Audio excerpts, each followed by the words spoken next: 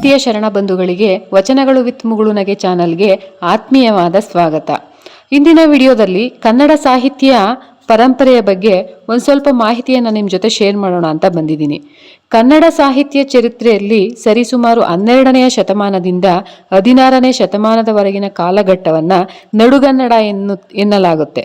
ರಗಳೆ, ಸಾಂಗತ್ಯ ಮತ್ತು ದೇಸಿ ಸಾಹಿತ್ಯ ಪ್ರಕಾರಗಳು ನಡುಗನ್ನಡ ಸಾಹಿತ್ಯದಲ್ಲಿ ಬೆಳಕಿಗೆ ಬಂದಂತಹ ಹೊಸ ಸಾಹಿತ್ಯ ಪ್ರಕಾರಗಳಾಗಿವೆ. ಈ ಕಾಲಘಟ್ಟದ ಪ್ರಮುಖ ಕವಿಗಳೆಂದರೆ ಹರಿಹರ, ರಾಘವಾಂಕ, ಜನ್ನ ಮತ್ತು ಕುಮಾರವ್ಯಾಸ. ಹರಿಹರ ರಗಳೆ ಸಾಹಿತ್ಯವನ್ನು ಬೆಳಕಿಗೆ ತಂದವರು, ಆದ್ದರಿಂದ ಇವರನ್ನ ರಗಳೆಯ ಕವಿ ಅಂತ ಕೂಡ ಕರೀತಾರೆ. ರಾಘವಾಂಕ ಷಟ್ಪದಿ ಛಂದಸ್ಸನ್ನ ಜನಪ್ರಿಯಗೊಳಿಸಿದರು. ಇವರ ಪ್ರಮುಖ ಕೃತಿ ಹರಿಶ್ಚಂದ್ರ ಕಾವ್ಯ. ಇದು ಪೌರಾಣಿಕ ಪಾತ್ರವಾದ ಹರಿಶ್ಚಂದ್ರನ ಜೀವನವನ್ನ ಆಧರಿಸಿದೆ. ಜನ್ನ ತನ್ನ ಕೃತಿಗಳಾದ ಯಶೋಧರ ಚರಿತೆ ಮತ್ತು ಅನಂತನಾಥ ಪುರಾಣಗಳ ಮೂಲಕ ಜೈನ ಸಂಪ್ರದಾಯಗಳ ಬಗ್ಗೆ ಬರೆದಿದ್ದಾರೆ. ಇದೇ ಕಾಲಘಟ್ಟದ ಮೊಟ್ಟ ಮೊದಲ ಕನ್ನಡ ವ್ಯಾಕರಣ ಕೃತಿ ಶಬ್ದಮಣಿ ದರ್ಪಣ ಕೇಶರಾಜ ರಚಿಸಿದ್ದಾನೆ. ಕುಮಾರವ್ಯಾಸನನ್ನ ರೂಪಕ ಸಾಮ್ರಾಜ್ಯ ಚಕ್ರವರ್ತಿ ಎಂದೇ ಕರೆಯುತ್ತಾರೆ.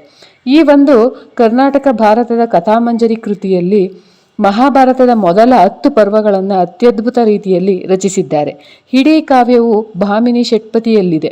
ಕುವೆಂಪು ಅವರು ಕುಮಾರವ್ಯಾಸನನ್ನ ಕುರಿತು ಕುಮಾರವ್ಯಾಸ ಆಡಿದನೆಂದರೆ ಕಲಿಯುಗ ದ್ವಾಪರವಾಗುವುದು, ಭಾರತ ಕಣ್ಣಲ್ಲಿ ಕುಣಿಯುವುದು, ಮೈಯಲ್ಲಿ ಮಿಂಚಿನ ಒಳೆ ತುಳುಕಾಡುವುದು ಎಂದಿದ್ದಾರೆ. ಪಂಪ ಕಲಿತವರ ಪಾಲಿನ ಕಲ್ಪವೃಕ್ಷವಾದರೆ ಕುಮಾರವ್ಯಾಸ ಕಲಿಯದವರ ಪಾಲಿನ ಕಾಮಧೇನು.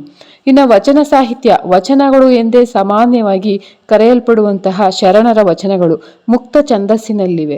ಸರ್ವಜ್ಞನ ವಚನಗಳು ಮಾತ್ರ ತ್ರಿಪದಿಯಲ್ಲಿವೆ.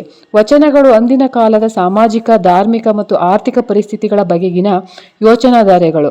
ವಚನ ಸಾಹಿತ್ಯದ ಪ್ರಮುಖ ಹರಿಕಾರರೆಂದರೆ ಬಸವಣ್ಣನವರು, ಅಕ್ಕಮಹಾದೇವಿ, ಅಲ್ಲಮ್ಮ ಪ್ರಭು, ದೇವರ ದಾಸಿಮಯ್ಯ, ಅಂಬಿಗರ ಚೌಡಯ್ಯ ಮುಂತಾದವರುಗಳು. ದಾಸ ಸಾಹಿತ್ಯ. ದಾಸ ಸಾಹಿತ್ಯ 15ನೇ ಶತಮಾನದಲ್ಲಿ ಆರಂಭಗೊಂಡ ಭಕ್ತಿ ಪಂಥದ ಹರಿದಾಸರಿಂದ ವಿರಚಿತವಾದದ್ದು. ಪದ್ಯಗಳಿಗೆ ಸಾಮಾನ್ಯವಾಗಿ ಪದಗಳೆಂದು ಹೆಸರು. ದಾಸ ಸಾಹಿತ್ಯವು ಕರ್ನಾಟಕ ಸಂಗೀತಕ್ಕೆ ಬುನಾದಿಯಾಗಿ ದಾಸರ ಪದಗಳಿಗೆ ದೇವರ ನಾಮಗಳೆಂದು ಕರೆಯುತ್ತಾರೆ.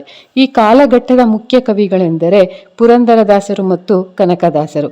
ಇವರನ್ನು ಕೂಡ ದಾಸ ಸಾಹಿತ್ಯದ ಅಶ್ವಿನಿ ದೇವತೆಗಳೆಂದೇ ಕೂಡ ಕರೆಯುತ್ತಾರೆ. ಎಲ್ಲರಿಗೂ ಕೂಡ ಧನ್ಯವಾದಗಳು.